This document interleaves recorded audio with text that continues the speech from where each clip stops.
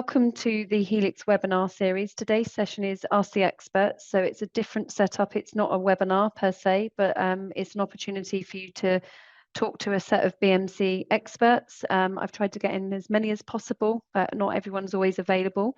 This session is about BHOM and TSOM. Obviously, we're still using the old terminology, but we know there's customers that are still looking to migrate and you still have questions on your existing environment. So it's very open, this discussion. It's very customer-led.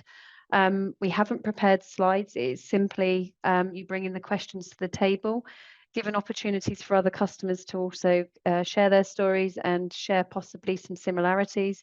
So we would ask if you do have any questions, either you can raise your hand, take yourself off mute, or put your questions in the Q&A and we'll come to them in the order. But first of all, before we get started, I will do a formal introduction. So my name is Samantha Hudson dos Santos Figueira, which is a bit of a mouthful to say. So my role is a program manager. You may have seen me at some of the other webinars. So we try to run interactive sessions for customers. We work very closely on doing webinars, how-to videos. So it's really about getting content out to our customers. So it's a pleasure to be able to host this open session. So we're hoping that we can channel some of your questions. I'm going to now hand over to my co-host, Saul, if you just want to introduce yourself. Yeah, hello. My name is Saul Vergara. I'm being support for almost 8 years, and I'll work for with Betty in the team, with Steve, and that's it. Thank you. Actually, a nice segue over to Betty, if you want to introduce yourself, Betty. Hi, my name's Betty Newman. I've been with BMC for almost 23 years. I've done a lot of support for TSOM and BHOM, as well as some of the ADE components. So welcome, everybody. Thank you, Betty. Over to yourself, Steve. Thank you. Hi, all.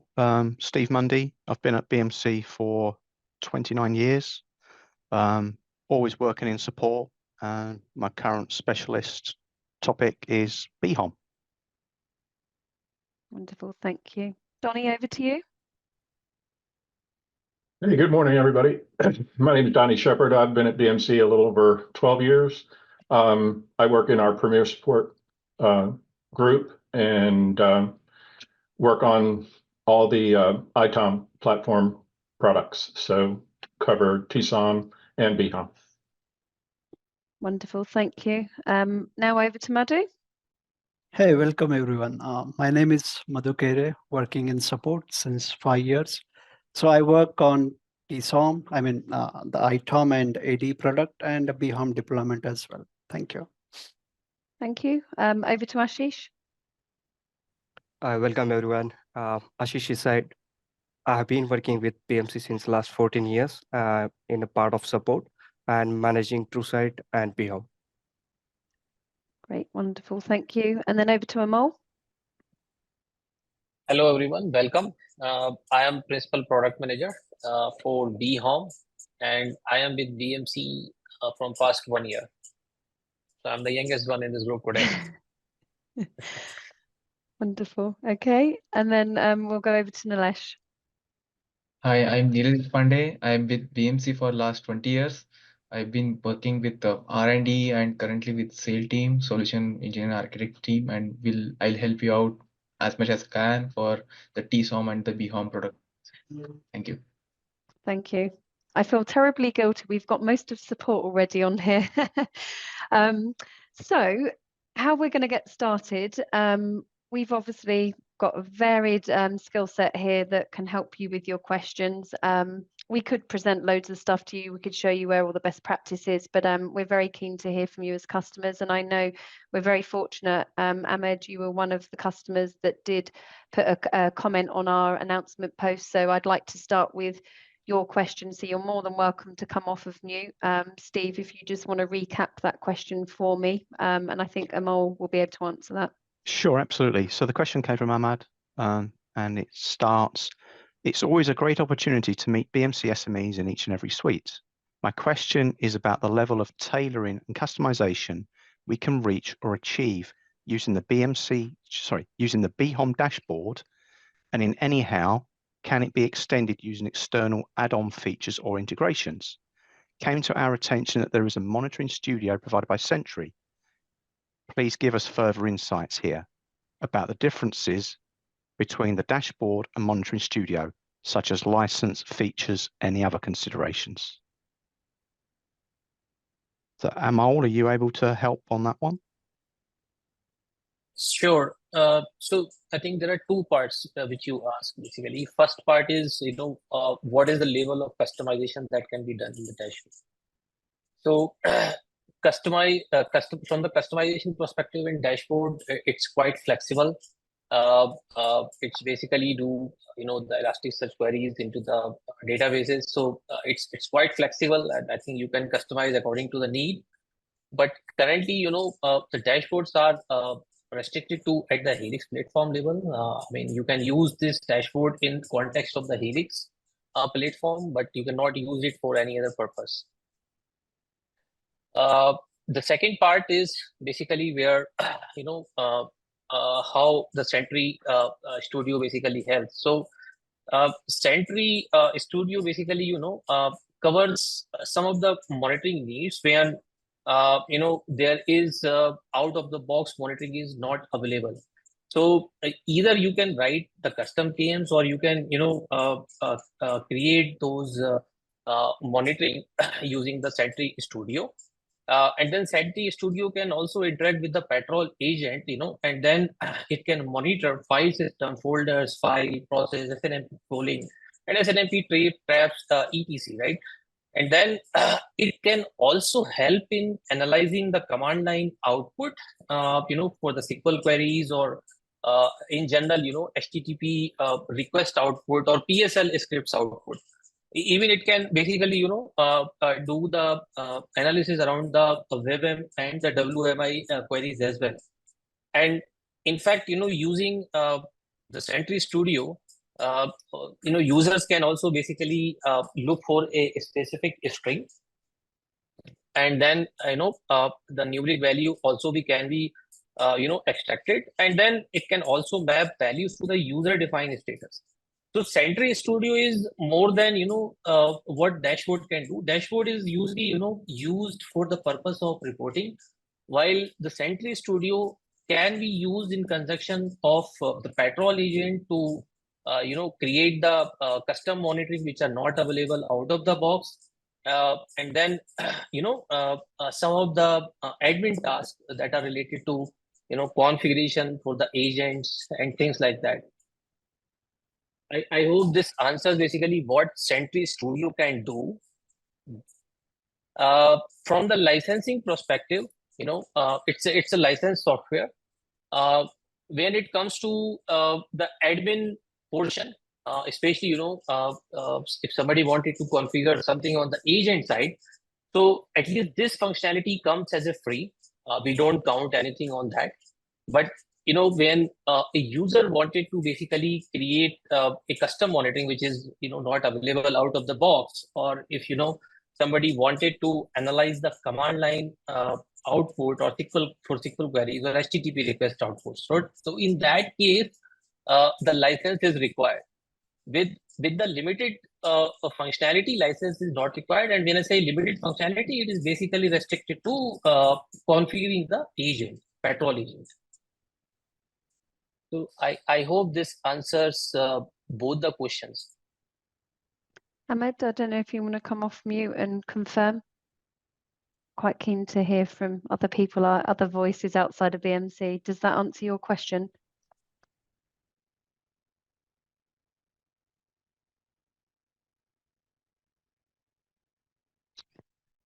If you don't want to obviously speak, if you can put it into the chat, that would be great. We also had, thank you for that, Amol. We had another question from Vinod. I saw that Ashish and Madhu were answering that question. So I don't know, I think Madhu, you were the first one in to get that answer. Do you want to just come off mute and just recap? And Vinod, feel free to come off of mute as well. Yeah, sure. So hey, Vinod. So this is containerize, I mean, Kubernetes deployment of BHOM on-prem, right? So we have published sizing in that documentation, which I pasted, right? So in this sizing, apart from this compact one, all other sizings having HA inbuilt. I mean, whenever you will deploy BHOM on-prem, let's say you pick type as a medium type of deployment of BHOM. So it will come along with the HA as well. So that means each service of BHOM would be having multiple replicas of pod. So in case one pod goes down, which is running on the worker node A, so it would be application would be up from another pod. So that's the answer. Hope it's clear. If you have any follow-up query, just unmute yourself and go ahead and we can discuss. Vinod, do you want to talk? Hello. Hello. Hello. Thank you, Madhu, for the answer. And how it will be in like a SaaS model? Oh, SaaS model, that's something managed from our side and it's already high available. Highly available. Okay. Thank you. So Vinod, are you when we talk about the HA capabilities, right? And then you are asking about the SaaS platform, right? So are you referring, the agent high availability in this scenario? Yes, I'm about to ask about that also, the agent availability, because as of now we are using only application like TCM, TSP's high availability. And when it comes to a TSOM, like TSP's availability is not that much great.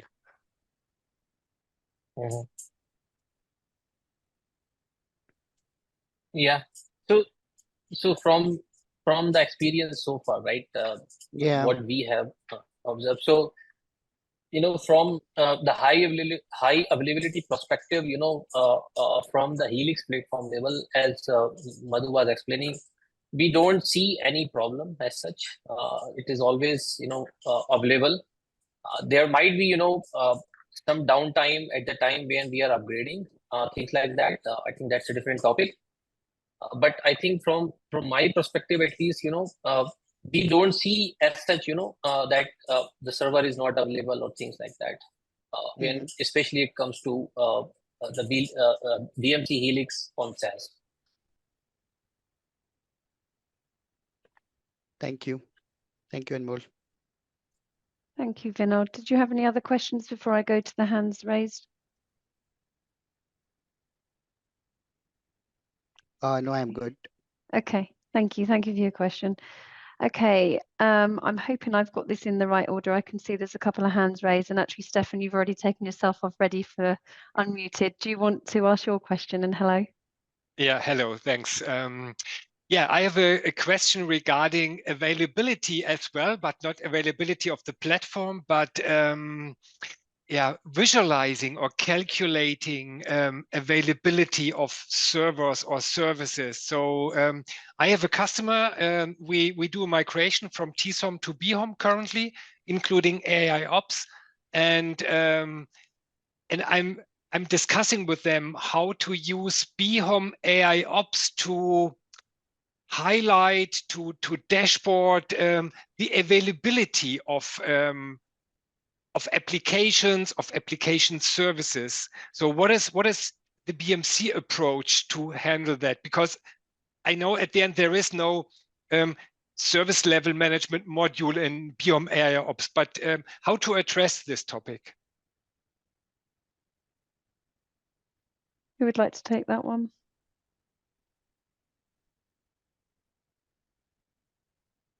Is it clear what I mean? So I have a service model, AI Ops. We have underlying events saying, "Ooh, service might be impacted." Perhaps we have defined some key performance indicators or health indicators for that service.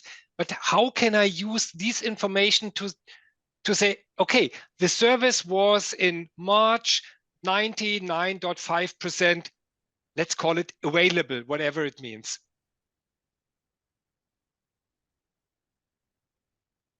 Okay, so I will take that. I will try to answer that.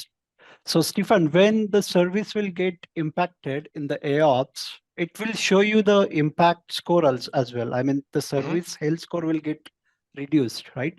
And you will see the situation detail over there and the CI information as well, where that event came across, right? So that's how you should be able to review that. And for remediating that incident, remediating that situation, we can use the intelligent automation, which is automation tool, and get it remediated. So yeah, I know, and now it's all about the customer. So the customer would highlight to their customers the, let's call it, availability of an application service in the past months. So is it the idea to create a dashboard and said, okay, every time when the health score is below, let's say 70%, I will reduce the availability or something like this? Or is it better to create an unavailability record in ITSM and do the availability stuff in ITSM? So as far as I know, the service health details, that metrics goes into the dashboard as well. So you can just fetch the report for last couple of months or a year to get that status for the service. And you can set or create the alerts from the Helix dashboard as well. Okay. And so the only thing I have to define is what metrics or what events are impacting the service health. So it could be an idea to say, okay, events will not impact the service, only specific KPIs like availability monitoring, login issues will impact the health status. And then there are out-of-the-box reports. Okay, I have to check the out-of-the-box dashboards. Yep. Okay. Yeah, there are dashboard which you can use to fetch the report for your service since when it is in impacted state, etc. But if you are looking for a way to not impact a service with particular alerts, so then there is health balancing or some term is there. I will just visit on that and I will get back to you. Yeah, I know the capability to balancing profile. Yeah, I got it. Balancing profile exactly. There. This is what I meant. Yeah, so using balancing profile, you can balance that. Yes. Yeah. Okay. Thanks. Stefan, we'll get this documented as well. And if you do want any further details, if you want to put it out into the community, we'll get that further answered. But I'll drop some commentary when we finish this session. Okay, I will do. Thanks a lot. Sorry, did someone want to speak? Yeah, so if you will allow me to share my screen, I can probably share and I can check, this. Yep, you can take over the share. Just give me a minute. Let me stop.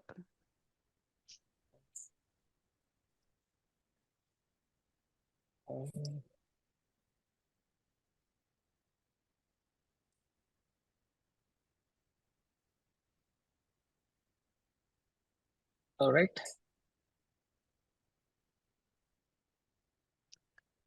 Should be able to take over. That's it. Perfect.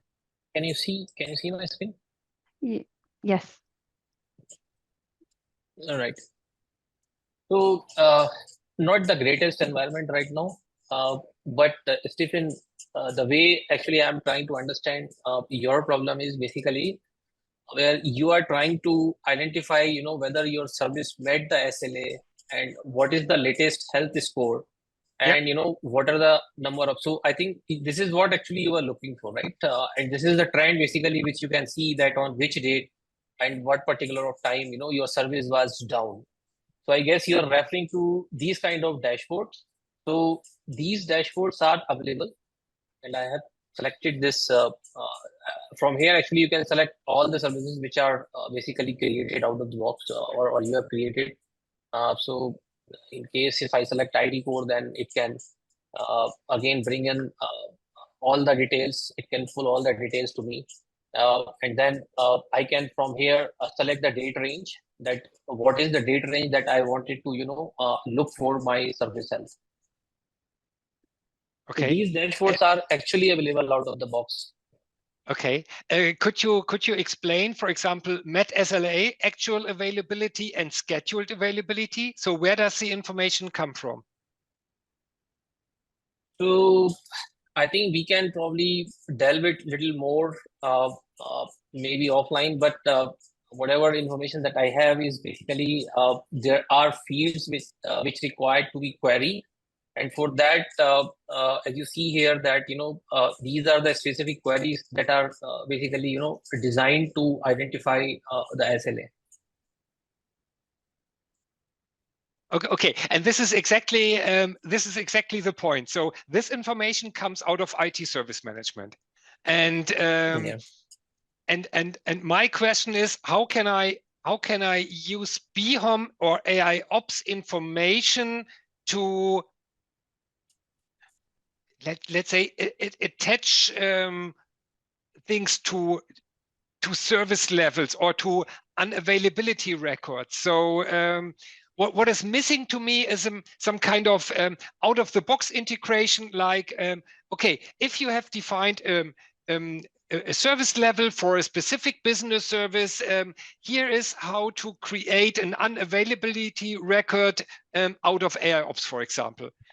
Because yes, the dashboard is there, and you are or BMC, or you are talking about Met SLA and scheduled SLA, but this is something which is defined in ITSM, and the health dashboard is from AI Ops. So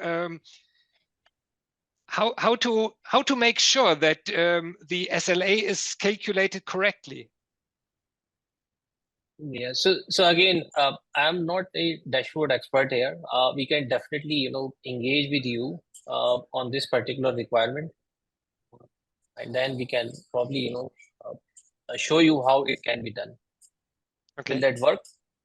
That would be wonderful, because I have a meeting next week with the customer, and Sure. I'm just looking for a concept. Sure. Well, Stefan, I'll provide my details offline with Amal, and we'll find someone that can help with that for the dashboards. Wonderful, thanks. Thanks, Amal, for sharing your screen. Okay. Was there anything else while you've Yep. got it on that you want to share, or shall I take back control? Hopefully You can take back. Yeah, hopefully it will take the right screen this time.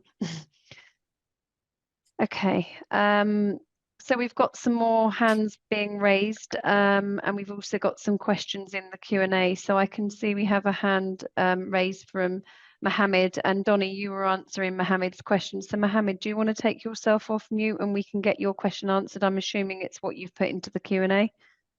Yeah, sure. Thanks, Samantha, for giving me a chance to talk. Yeah, so I might have spoken to some of you guys earlier as part of support, and my question is a very high level, where I'm just trying to understand. I believe 11.3.05 is out of end of life and has limited support for this year, and we're planning to do a migration, and was going through all your documentation and stuff. But what I'm trying to understand is, how does this migration work? Is it more like, because Truesight's not can't be moved to container, I believe, and is it a fresh install of Helix on containers, and then you move in all the other components from Truesight to there? If I could get an overview of how that works, and as well as we have Truesight presentation server along with RSSO integration. Will all of that be moved? If I can just get an overview of how this is, that would be helpful. Thanks. Donnie, did you want to answer? I know we've got quite a few people on the panel that can work on the migration stuff. So did you want to start that off? Sure. So yeah, Mohammed, you would basically, if you're going to do an on-prem installation, you would deploy our on-prem containerized version of BHOM. The deployment of that is into a Kubernetes containerized environment. You have multiple environments that you can choose from. But as far as the information that's available, so from a RSSO perspective, the on-prem platform has what we call Helix single sign-on platform. That provides the authentication mechanism, which is very similar to RSSO. Underneath that is something called the identity management system, which handles the authorization into the applications. So that's all part of the platform. And then as far as 11305 is concerned, what you would basically do is you would be looking at migrating the current patrol agents that you have in the environment if you're using patrol. And you would basically need to upgrade those agents to a targeted version that are supported in BHOM. Yeah. The KMs are also something that you would look at because you'd need to upgrade to a version that's supported in BHOM. And then finally, as far as monitoring policies, which are equivalent to infrastructure policies, we have migration utilities that help you migrate those policies from your TSOM environment over into the BHOM space. And then finally, when you get into your cells and your event management, we also have migration tools to help you migrate the event management platform into event policies that are on the BHOM platform. Okay, so I understand it's more like I'll have a fresh BHOM on containers and then I'll be migrating all of this there. Yes, correct. Either a SaaS or an on-prem containerized version. They're both the same. It's just the on-prem is in your environment, the SaaS is in ours. All right, great stuff. I understand. Just another question based on this. I can see on the documentation you mentioned 11.3.5 has limited support. And what's the difference between limited support and end of life? I understand there won't be any dev or R&D on the current version, but what does end of life and what does limited support mean in terminologies?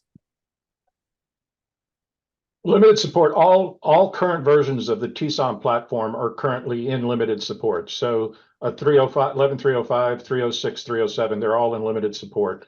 All of them reach end of support in March of 2025. So currently in limited support, what we do is we address any kind of vulnerabilities or security level, critical security level issues. And what we'll do is we'll address them in order. So we'll start with 11.307 because that's our current release platform. So we'll make any kind of changes that need to be made to the code to mitigate any of those vulnerabilities.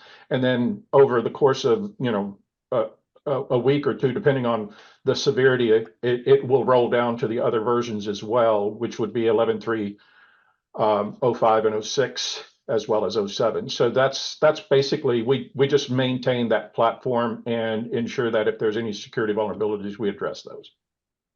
Okay. I understand. All right. Thank you. Thank you for your question. I don't know, before we move on, Steve, was there anything else that you wanted to add? I think Donnie did a pretty good job. Yeah, he covered it. I mean, but end of life is slightly different in that, we will not provide any critical fixes for security vulnerabilities. We will not provide any patches. We won't be doing anything. We'll just point people to what's existing. Yeah, so that would be after March 2025. That's correct. Until then, there'll be limited support as earlier mentioned. I get that. Okay. All right. Thanks. That's correct. Yep. Thank you for your question. Next question, actually, I can see Madhu, you wanted to answer this. This is from Ferry. Ferry, I saw that you had your hand raised. Do you want to come off mute and ask your question? And then Madhu, if you want to respond.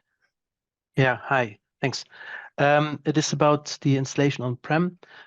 We are deploying right now, and there is a secret file where you can set the password from some default users.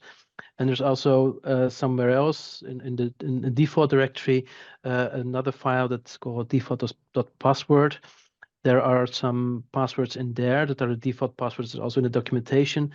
And in the documentation is nowhere mentioned how how to change these passwords, if you can change these passwords, and if you just deploy it, those passwords stay the same and they are in the documentation. So it's a security issue that those passwords are also changed because some of them are quite powerful. And the question is how can we change these passwords, the default passwords, and that's also supported, and we won't have any issues with upgrades and stuff. Hey, Ferry. So Ferry, this secret.tst, those password and details you can change, but there is additional file. I understand you are saying from there, right? So the default that another file, we do not recommend to update the passwords over there. But I think we are meeting tomorrow regarding your RSSO issue, right? Where you change the password and its upgrade is failing because you change the default password, right? So is this question from that point of view, Ferry? We haven't changed those passwords yet. That is another topic, I think. Oh, okay. Okay. So yeah. Go ahead. So because we understood, I think we once changed one of the password and defaulted password, and the installation broke afterwards. So we haven't changed them at all right now. But as they are very powerful, it is not recommended to leave them in the same state as they are in the documentation. Okay. So I mean, you can change the password from secret.tst where Postgres and SMTP and other password residing. But the another file which you are referring to, I will visit on it, but we do not recommend to change it password over there. But yeah, definitely RSSO password you can change after the deployment. Okay, and is that for all the passwords in the default.password file? We can change after deployment? Secrets.tst file. So for the default.password file, I will visit into it. I will review what passwords are there. By any chance, have you seen RSSO password over there, right? In the default.password is the RSSO password, and one of Elasticsearch, I think, and one of the some system user. Yeah, so all those passwords, that's something you need to update in the secret.tst. The RSSO a capital admin user password would be not available to update in the secret.tst. But No, that's after the deployment, password. Yeah, but in default.password file, we will be not able to update it over there. So I will just visit on that file and I will get back to you on that, Ferry, for sure. Right, so it would be important for us to know how we can change the passwords that are in the default.password. Those passwords we need to change somehow. Okay. I will review that file and will get back to you. But so far you can change the password from secret.tst. Those we have set. That's not an issue. Okay. Okay, thank you. Thanks for your question. Okay, I can see we've got a hand raised. Let's just go to there quickly. So Taryn, if you want to come off mute.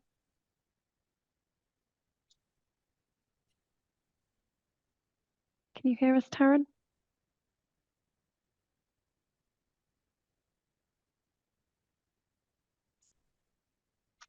Okay, maybe we'll come back to Taryn shortly. Okay, we'll go back to the Q&A. So Madhu, I can see you were going to answer another question. So Shirish, do you want to come off mute? I know you did raise your hand earlier, so it's great you've got a question into the Q&A. Can you hear us? Yeah. Sorry. Actually, this is Mayur. By mistake, Sherry's ID was logged in. So, yeah. So Sherry's is getting displayed. Okay. Hi, Madhu. Yeah. So my question basically is regarding this DCDR. Okay, replication. Basically, what we want to understand is what will be the possible bandwidth required for this replication to happen, like from DC to DR.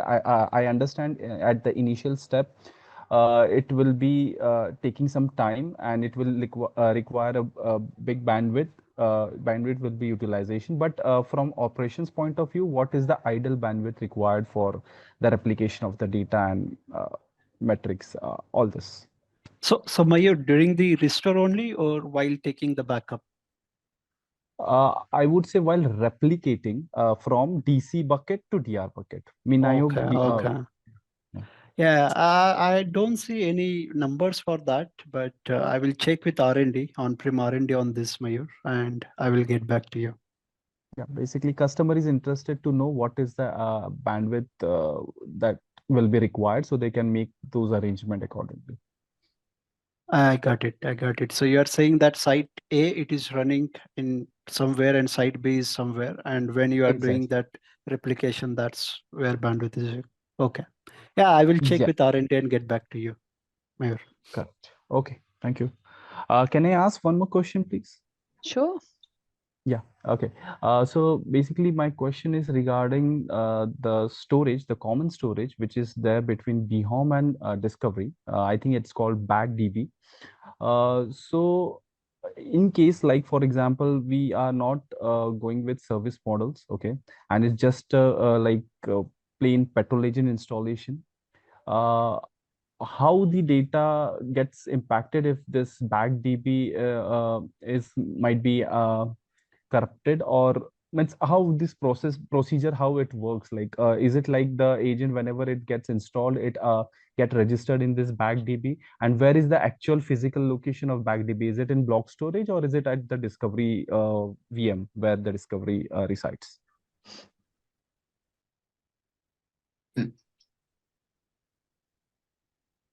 I can take that. Yeah, go ahead. Yeah. Yes, Nilesh, go ahead, please. Yeah, the BackDB is an internal database from the Discovery. It's not something which is exposed to the user, which needs to be managed independently. That's not the case. So the agent data and all the relationship which comes with monitoring of the other entities, there is also data which comes from the same DB. This is all managed by the Discovery, and it stores into the BackDB by the Discovery application. Okay, so physically it will be on the Discovery server itself, or it will be on block storage then? I understand it will be on Discovery server. That's right. Okay, so in that case, like a lot of data being stored in the BackDB, is it like it will over the time be we might require to increase the storage of Discovery VM? The maintenance strategy should be there in the Discovery documentation. I do not have it right handy with me, but this is a common question and the concern from the user. So there has to be both the things, the DR and the backup and how to maintain. It should be there in the Discovery documentation. Thank you. Thank you, Nilesh. Well, I suggest you can refer to that, and in case if you don't find the answer that you're looking for, let us know, and then we'll find out the right section for you. Okay, thank you, Nilesh. Thanks for your question. Taryn, do you want to try and come off mute now? Hopefully it'll work. Yeah, I'm audible, right? Yes, yes, hello. Okay, yeah. So I have some questions. So my first question is that we have seen previously with the like Docker images and all with TSAC, we were completely uninstalling the previous version and installing the new images. So if we are upgrading on the on-prem solution, will same procedure would be done, or is there something we can like some data loss or something custom if we are configuring, how that will be managed with the upgrades? I will take that. So, hey, Tarun. So, Tarun, in TSAC, what you used to do, we used to shape the product images on EPD, and you used to download that and create one internal registry on that server where you are upgrading TSAC or installing it, right? But in this BHOM on-prem, what we recommend to the customer to create their local image repository, whether it is Harbor or any JFrog or etc., right? And pull the product images over there. So you would be having all the product images inside your network under your local image repository.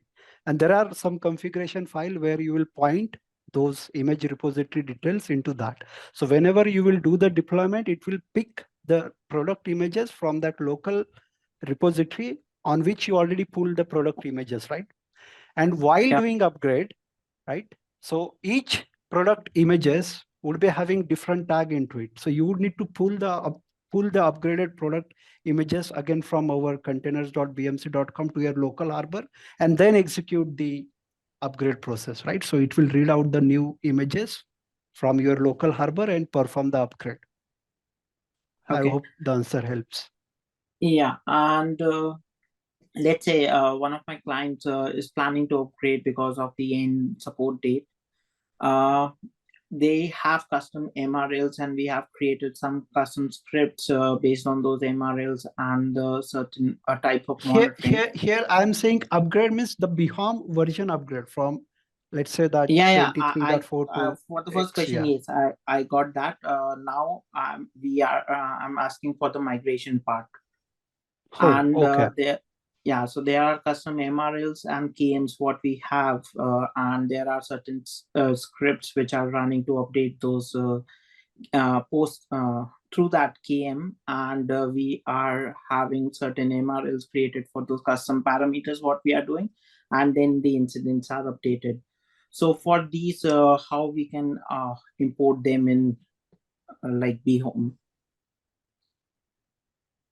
Yes, Steve, you would like to take that? I missed the last. I missed the last part. Could you say it again, please? Yeah, actually, Okay, let me answer. I put 2 links in Mo's original question. One of them was for the policy migration utility. The other one was for the event management migration utility. So that link will take you to the documentation that you're looking for as far as your MRL, your customizations. And then when you get into incident management, you're looking at, we basically have what we call intelligent automation, which handles our BSR equivalent, so that you basically set up a integration to your ITSM solution. Either Helix ITSM, ServiceNow, whatever. The solution is there for you to be able to take events and then turn them into incidents. Okay, I'll go through those links. Thanks. And last question would be, I received an email sometime back, like 3 or 4 days back, that the end support dates are revised even for the latest version, which is 24.1 for the BHOM on-prem. So are we doing something related to this, or a newer version is coming up? Because we are in part of the migration planning, and we took like version 24.1, but I can see the new end of support date is 1st August of 2025, which is next year. So we recently changed our support policy, and it's specific to on-prem only. So you get a year of full support, and then after that, it's 6 months of limited support. And the reason for those changes are to do with the short life cycle of Kubernetes versions. Okay, so we would be getting newer versions every time, and we have to upgrade continuously. The release cycle for the on-prem release is currently every 3 months. Okay. So 24.1 went GA, was it back in January? 24.2 on-prem is due to go GA towards the end of April. So wouldn't this impact the customer that they have to plan migration every, like, not every 3 months, let's say, but every year they have to do an upgrade, and that is a mandatory thing? It's only mandatory if you wish to stay current. I mean, it's like saying you've got an iPhone, but you don't want to do an iOS update. You'd be crazy not to, right? Okay, yeah.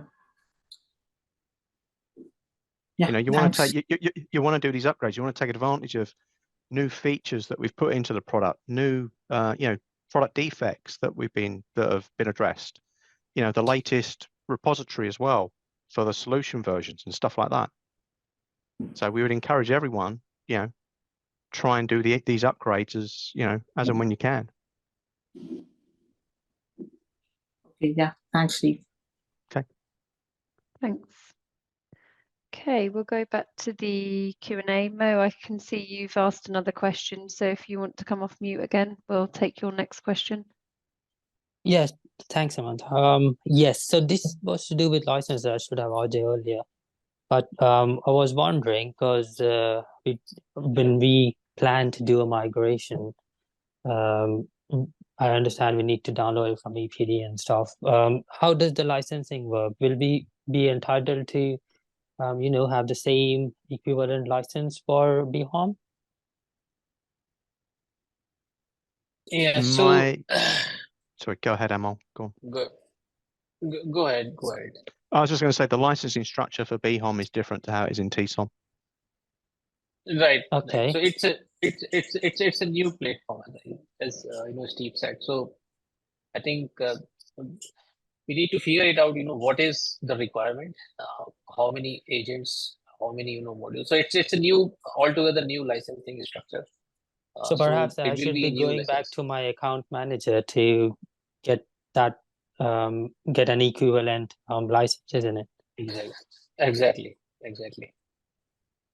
So when we do get the new license, I was hoping we could run TSOM and BHOM together, because of course customer would like to have a success criteria by making sure what BHOM's providing is same as what TSOM. I mean the basic monitoring stuff. So I was wondering if that's possible, or if that's not, then should that be done in test and then move to production? How do you see most of your customers approach this? So ideally, when migrating to BHOM, right? So BHOM required a specific version of agent to be updated, right? So in that case, I'm not very much sure that the TSOM is going to connect with that agent, because that agent is now basically connect with some different technology. So BHOM connect with the version that will probably not work with the TSOM. Oh, is it? Even I if you didn't know will, that. So there'll be yeah, a downtime then. yeah. So hang on a second. So Mohammed, the answer to your question is actually you would build if you're going to do it on-prem, you would build a QA environment for your on-prem containerized environment. You would migrate a few of your test servers, test patrol agents, test integrations, whatever it is you're going to send into the BHOM space. You would do all that in QA, and you would do all your validation work there. Once you pull the trigger on migrating the patrol agent into the BHOM space, you're not going to be able to have that agent sending his information into the TSOM space. So when you're ready to cut over production, then you're going to cut over those agents, then your information is going to be flowing. So all of your validation would need to be done in QA. I understand. So it's a part of agents maybe to do the validation on QA, and when we're satisfied in the QA, then to do the whole of the migration. Correct. Okay. Okay. I mean, you can upgrade to a 22.1 patrol agent, and it supports both TSOM and BHOM. Anything beyond that, you would have to upgrade your TSOM platform to support TLS 1.2, because the agents automatically switch over to TLS 1.2 after 22.1. So you can still run it in both environments. It's just you have to make changes in your TSOM environment that are quite extensive if you want to use a later version of the patrol agent. So up to 22.1, both environments are fine. After that, you need to make modifications in TSOM to be able to support the agent. Okay. Okay. I get that. All right, I understand. Thanks. We'll summarize this, because any of the questions that get answered live, we will put in a written response so everyone else can see those questions as well. Thanks, Donny. Okay, so back over to the questions. Alvaro, I see you've got a question in the chat, and Madhu, you wanted to answer that. So Alvaro, if you'd like to come off mute. Can you hear us okay? Hey, Alvaro. Yes, I would like to answer that. So Alvaro, this intelligent automation application, right? It's automation tool, automation application. So let's say that you would like to update some configuration file across multiple server. That's something you can do using intelligent automation, but you would need to connect the endpoint manager to intelligent automation.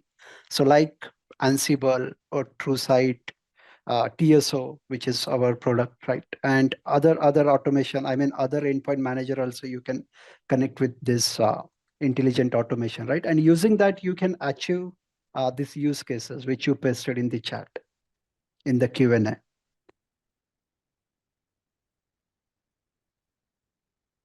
Hopefully that's answered. Alvaro, I can see you're still off mute, but maybe you're having a problem with response. Thanks, Madhu. Let's take Alvaro's second question. So Steve, I can see you wanted to answer that question. Do you want to take that? Yeah, I was just typing in the answer, actually. I was just going to say, yeah, there may be some issues with the migration utility. It sounds like you're referring to the BHOM policy migrator, which migrates infrastructure policies from TSOM to BHOM. And as I said, I think in reply to another guy's question, things like this have got to be handled on a case-by-case basis. If you haven't done so already, I would encourage you just to log a support case for this so that we can track it and look further into it. I'm certainly not aware of some of these issues that you're mentioning. Filtering section was migrated, but appeared in deactivation collection. That's not an issue I've actually come across personally. So as I say, if you're able to, please log a support case for that so we can look into it. Thank you. Thanks, Steve. Alvaro, can you hear us? Maybe he's got problems with the dial-in. If you could just respond back and say that you're happy with the answer, and if you need anything further, feel free to reach out to me. Okay, so that's answered all our questions. If we didn't actually physically talk through your questions, there are answers in the Q&A, and we will get those summarized. Because we've got such an extensive panel, I'm just going to turn back over to Mo. Is there anything in particular, because I know obviously BHOM or BMC operations management is the core discussion point, as well as TSOM. Is there anything you wanted to share about things that are coming up in the future that might interest our customers? Yeah, so I can talk about, I can basically give some glimpse about the upcoming features, especially around the Helix GPT area.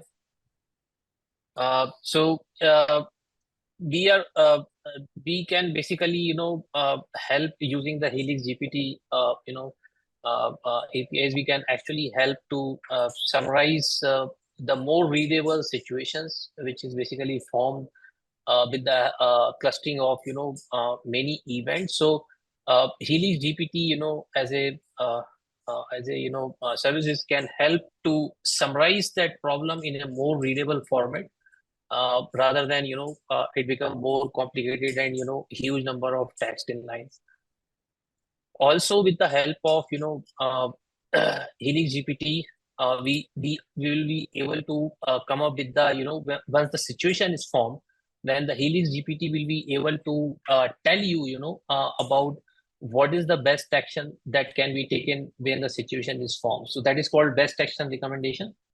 So with that, actually, you can based on the past situation, it basically understand what are the actions that has been performed on the similar kind of situation when it occurred in past, and it learns those actions. And then when similar situation forms, then it basically throws out along with the summary that this is the situation formed, and for this particular situation, these are the actions we recommend which was taken on this particular situation. So these are the things from the GPT perspective. We also I would also like to highlight that in the recent releases, we are also coming up with the auto anomaly features, where user no longer need to basically set up any kind of static threshold. The threshold is going to be determined dynamically by doing the baselining around the performance metrics or the KPIs. Once the baseline is formed, by learning the pattern, then the system will be automatically trying to identify, hey, at this particular time on this particular day, is the baseline is going to be deviated, right? So this is all like, zero touch configuration now, where user can select from the configuration page, hey, I wanted to generate an automatic anomaly for the performance metrics or for the KPIs. So these are, some of the key highlights. Also, from the integration perspective, I would also like to call out that we have done recently the integration with Open Telemetry. So we are focusing on the traces side also. So now you can bring the traces from all the microservices, and then you can see, how the services flow and what are the services basically, impacting the flow. What are the microservices are impacting the flow. So these are all, the capabilities that are recently, introduced in the platform. Thanks, Amal. And I think we've got a couple of, I know we've done a webinar before on various different subjects, so I'll share those. And I know we've also got intelligent automation and integration webinars coming up, and a series with AI Ops, which I'm running with product development, which I'll share with everyone on here, because some of that is going to go into these details, and no doubt you'll be one of the guest speakers again. So I'll share out that to everyone on this call today. Thank you for sharing. Sure. And in case, if somebody would like to go through the detailed roadmap session about what's coming up in the future, or at least, in the next 2 to 3 releases, I will be happy to, provide that roadmap presentation. There is one question in the chat regarding OpenShift ingress controllers support for BHOM on-prem. So as of now, this OpenShift ingress controller, it is not supported, but the user can deploy the dedicated Nginx ingress controller on the cluster and use that. So traffic will route from the load balancer to that Nginx ingress controller, and when you will deploy the product on that OpenShift cluster under a particular project, our deployment manager script will create multiple ingress objects. So traffic will route over there, and from there it will route to the respective service, and from service to a pod. Alien, right? If you have any follow-up queries, yeah, Ellen, go ahead, please unmute yourself.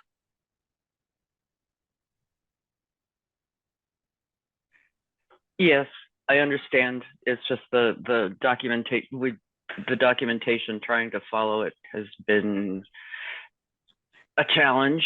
And every time we do follow the documentation, we end up breaking our OpenShift cluster. We can't access it. We have a case open and we're working through it. Ellen, I'll find, or if you can share with me the documentation. I'm working quite closely now with a lot of the webinars we do with the IDD team, so that's our documentation department. And when we start finding if there's gaps or things that need to be improved, they've actually asked me to go to them directly. We've had a few calls actually with customers to try and improve it. I know they've just launched their front page, making things a lot more simplified. So if you've got a specific area, I'm not a technical person, if we can connect offline, I would love to get that feedback so I can help and assist with that. Yeah, I think support case. I think the underlying issue has to do with the way the cluster is configured for wildcard DNS and search certificates. So I think that's our challenge. But yes, I'll be happy to. Yeah, if you could share the standard documentation. Yeah, but there's two options: to configure the pass-through or configure the controller itself, and either one tends to break OpenShift ingress controller. We'll take that feedback. So Ellen, around this, I already created documentation RFE just last week because I had similar queries from the customer. So I will just share those details to you. But yes, as far as I discuss with R&D, so if you are using HA proxy in between, then only you would need to configure the pass-through. But if traffic is directly routing from the load balancer to the Nginx ingress controller, which you will deploy separately, not the OpenShift Nginx ingress controller, then you don't need to configure the pass-through, which is wildcard one, the one which you are referring. I will just go through that RFE one more time, and I will just share you the details. Ellen. Yes, please. Thank you. Thanks, Madhu, and I'll connect with you and IDD just to make sure that we can get all of this addressed as well. Yep. Okay, thanks, Ellen.